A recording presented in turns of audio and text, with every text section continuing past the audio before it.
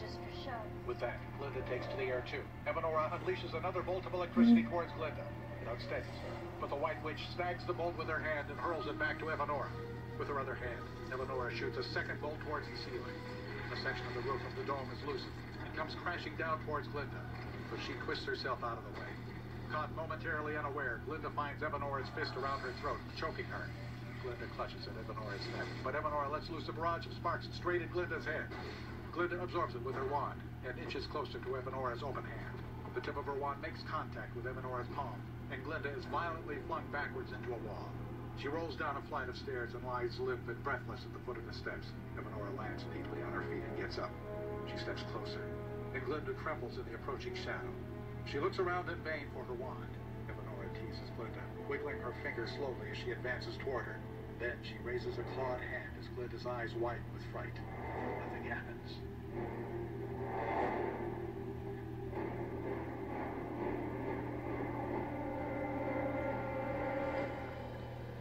Evanora stares at her fingers, stunned at her magic failing her. She begins to shudder and drops to her knees on the floor. Bent and hunched over, she touches her chest and looks up at Glinda. What have you done? Glinda looks at her left hand, which is holding the shattered remains of Evanora's glowing green amulet. The broken bits tinkle to the floor. Evanora begins crawling along the floor away from Glinda, who finds her wand and gets up. Evanora's nails grow longer, and the feathered embellishments of her dress begin to fall apart. Instead of the beautiful woman from a moment ago, they're now each an old wretched hag. Her face is wrinkled and covered in warts, and she snarls at Glinda. Look what you've done to me! Now everyone will see you as you truly are. She continues crawling. In the name of my father, I banish you from the Emerald City, never to return. Suddenly, Evanora turns and charges at Glinda. Glinda points her wand at Evanora, and a blast of pure light throws her back through the balcony doors and straight over the edge. Evanora plummets toward the ground, her arms flailing wildly. Then she is plucked from the air by two winged baboons. She snarls at Glinda through twisted features before the baboons fly away with her over the city and towards the brightening horizon. Glinda grimly watches them leave. Later, Glinda sits on the steps to the Emerald City Palace, surrounded by children. As a crowd stands gathered in the central square, Glinda reads from a scroll. Good people of Oz, I have here a missive from the great wizard himself. With little more than pluck and belief, we made the impossible happen. As your wizard, I hereby decree the land of Oz will forever be free. The people beam and clap their hands as they embrace one another in exuberance. In a bell tower high above the city, columns of munchkins hang onto dangling ropes as immense bells sway to and fro.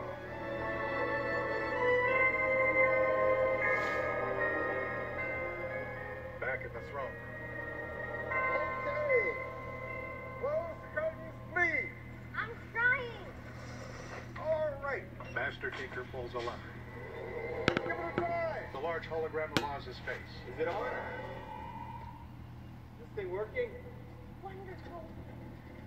Well, if it isn't the most beautiful witch in all of Oz, I go. Glinda bows before Oz's smiling visage. Hello, wizard. She then walks to the Tinker's side. Well done, Tinker. Your machine works beautifully. That's just workmanship. What you displayed was real courage. Your father would have been more than proud. He would have marveled at the woman you've become. Oz pushes aside a curtain with a flourish. Simsalabim. Excellent work, everyone. Now we're ready. If anyone wants to speak with the wizard, remember, Oscar Diggs died so that the Wizard of Oz could live. When those witches come back, and they will come back, we're going to need everyone to believe. Your secret's safe with us. Good. Now it's time for some gifts. Gifts? Gifts! Duck blows his horn. Nothing. Duck scowls. What kind of gifts? Well, you know I can't grant wishes, so this will have to do. First, the master tinker, to the man who can make anything my lucky thingamajig. May assist you in the reconstruction of the Emerald City. I will cherish this forever. Thank you for your faith in me. The tinker nods. And now for Sourpuss. My name is Look, Sourpuss. I grant you something you are in need of most. Something that where I come from can turn the saddest day into a happy one. From inside a coat pocket, Oz pulls out a cardboard smile on a stick and holds it up to Nuck's grumpy face. I don't want that. It is yours. Take it back. I cannot. Nuck tries it on and gives Oz a withering look. Look. You look nice with this one. You do look nice. Thank you. Oz kneels to Finley. Finley, you stood by my side. Any monkey in his right mind would have flown away. To you, I give something that I've never given to anyone. Finley looks up at Oz with big, earnest eyes as the wizard takes off his hat, blows on it, and dusts it off. My friendship.